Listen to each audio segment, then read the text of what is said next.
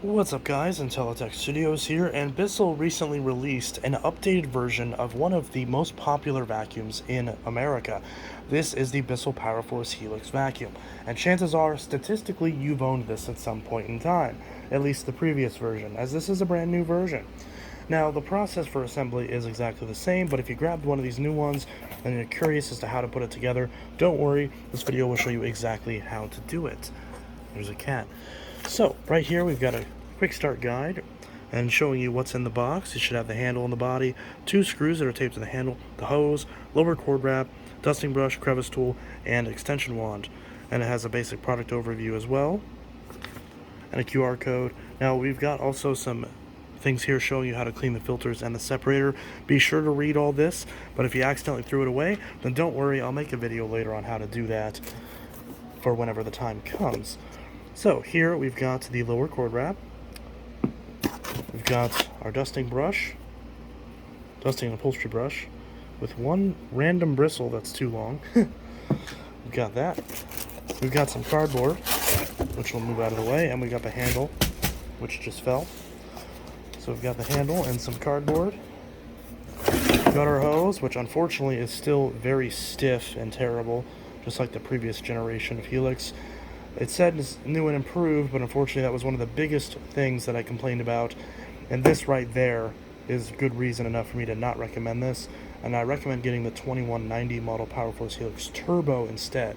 It is a couple bucks more, but you get a longer cord and a longer hose, makes it infinitely more usable, or just get the bagged variant. Now we've got the main machine.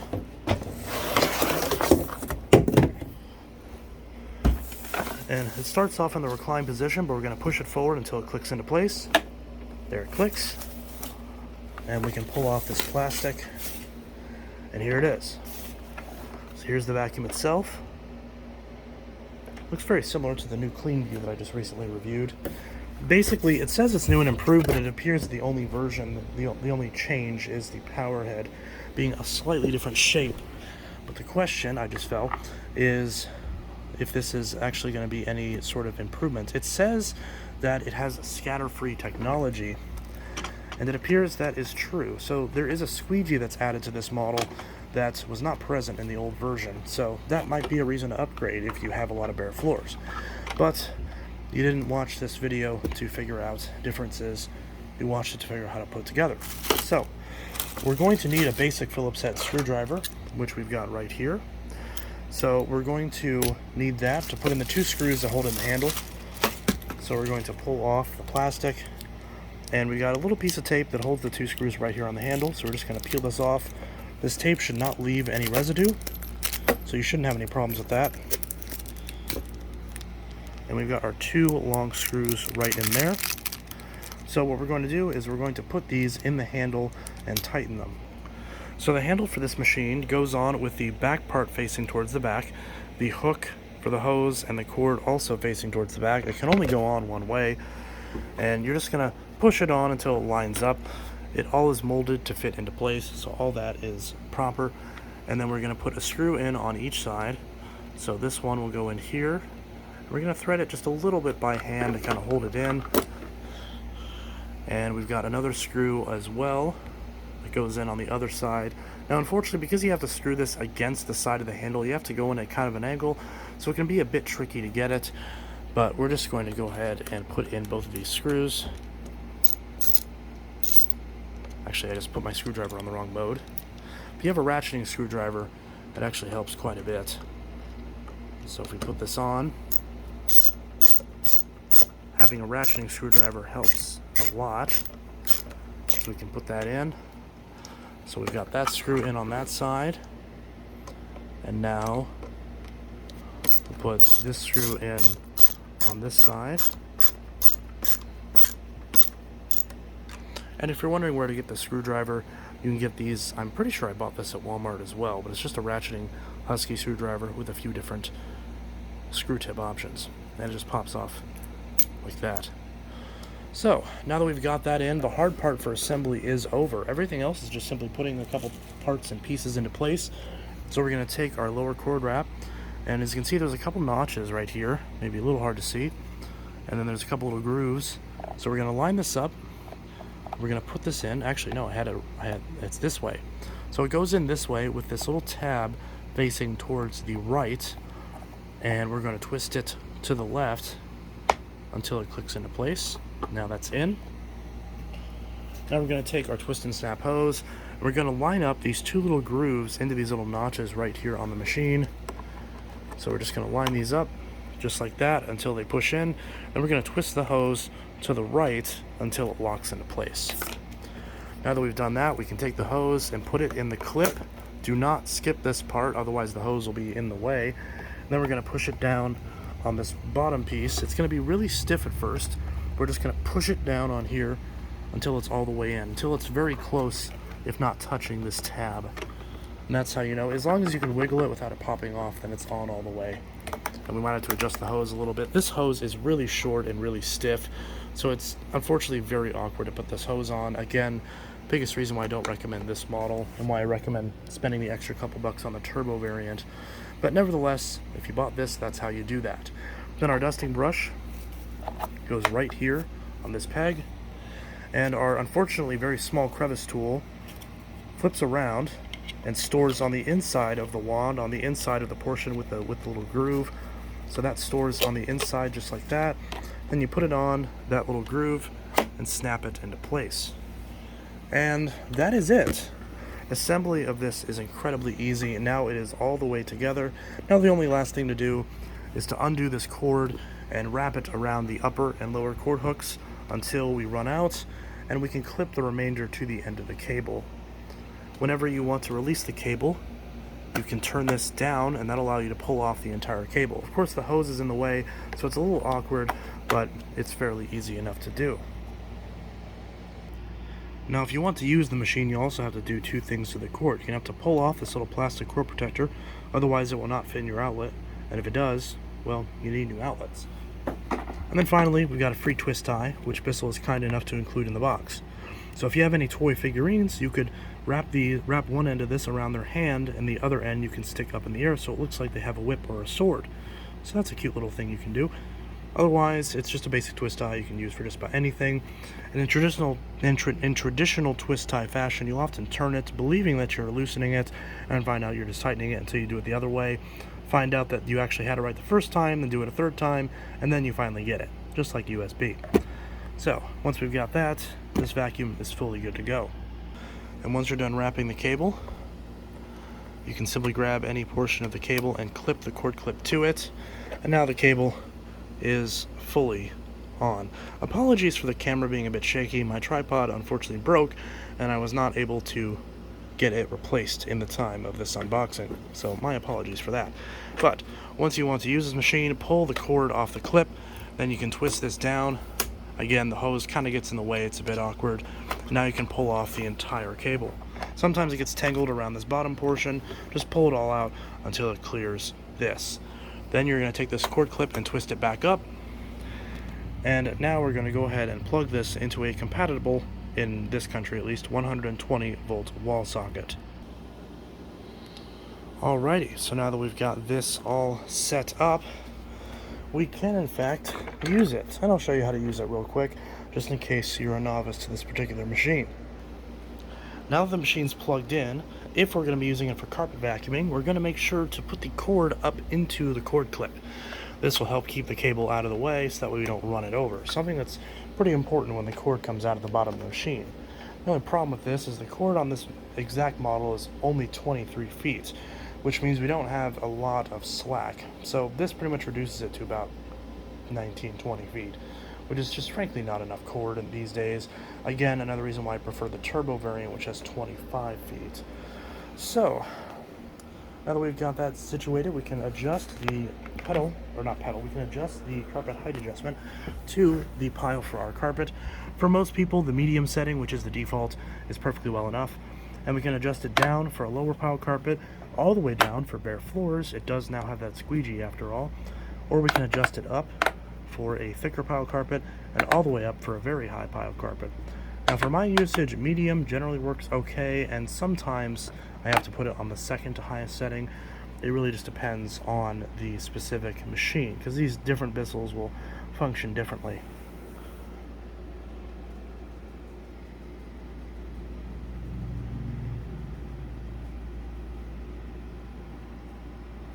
No, I'm doing a video.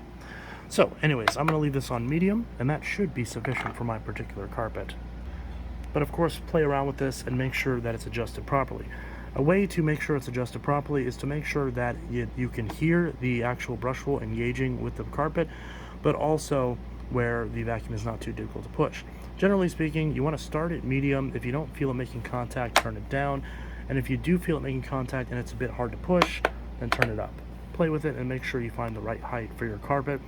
And do not be one of those people who turns it all the way to bare floor expecting it to clean the best. That's not how it works. If your carpet is not a very, very low pile carpet and you have it on the bare floor setting, then you'll just be wearing out your belt much more quickly. So, we've got that taken care of. Now we can begin vacuuming. We're going to press this red pedal right here, and that turns on the machine. Pressing this gray pedal will actually allow us to recline the machine. And whenever we want to go low underneath furniture, we can press the pedal one more time, and that allows us to go relatively flat, although the hose and cyclone does get in the way. So with that said, we can now begin vacuuming.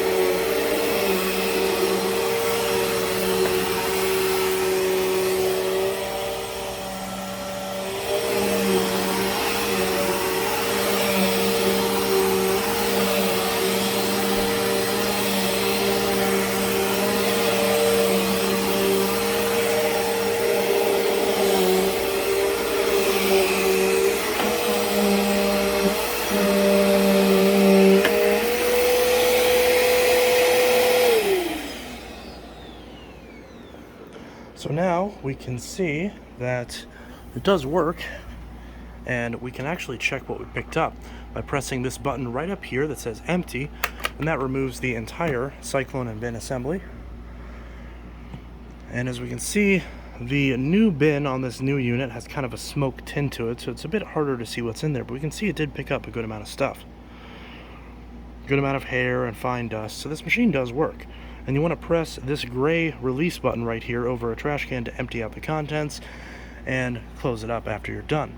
When you want to get access to the washable filter, you can just pull this tab right up, and right there is your filter. This just pulls straight out, just a basic piece of foam, and you can wash it pretty simply. I'll do a separate video on how to maintain this machine at a later date, but for now, you've got this, you know how to put it together, and you know how to use it.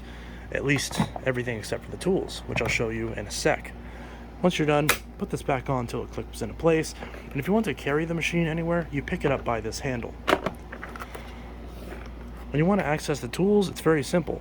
Turn the machine off, although you don't really have to turn it off if you're already using it. But one thing I always recommend to people is if you park this somewhere on your carpet or on your floor, be sure to vacuum that area thoroughly before you leave this here. I've seen a lot of people complain about this lower hose shooting debris up that gets caught in the brush, and them complaining because there isn't a cover right here. The truth is that in the 2 decades that I've been using these Bissells, I've never had that problem, because I will vacuum the area of the carpet before I park this here, so that way all the debris that was on the carpet is already picked up, so I can't shoot it out of this hose while I'm using the tools. So as long as you do that, you should be okay. When you want to use the hose, grab this, and of course it'll be a little bit stiff when you first get this brand new, but it just pulls straight out with friction. Then you're going to pull it off this clip. And this hose is very stiff and very awkward to use, unfortunately, on this particular model. On the turbo and the bagged versions, it's a lot easier, as that has a proper stretch hose. But either way, you can move this around a little bit, and it should be enough to clean your couches or anything like that, but don't expect to get up a flight of stairs with it. Now, as far as attachments, your dusting brush, your crevice tool, or your extension wand can all fit on the end of this hose. You put the shallower end on the end of the hose, and then either of the 2 main attachments on the end of that. Or if you don't need the extra reach, you can put whatever attachment you need right onto the end of the hose, just like that. Whenever you're done, simply pull it off, take the crevice tool and slide it back into the wand like that, and clip it on just like that. Then you're going to put the hose on just like that, take the hose right up here, and push it back into the clip. Again, it'll be a little bit stiff on this unit, but you definitely want to do that, because otherwise it will be in the way. So, now you know how to use your brand new Bissell PowerForce Helix. If you found this video helpful, be sure to consider liking it, or maybe subscribing if you want to see more of this type of stuff. But if you were just here to figure out how to use your new machine, then, well, hopefully this helped out. Anyways, this is Intellitech Studios signing out, and I hope you enjoyed this video on how to use your new Bissell PowerForce Helix, new and improved vacuum cleaner. I'll see you guys in the next video, if applicable, and I hope you all enjoyed. That's not supposed to be my outro. Anyways, have a good one.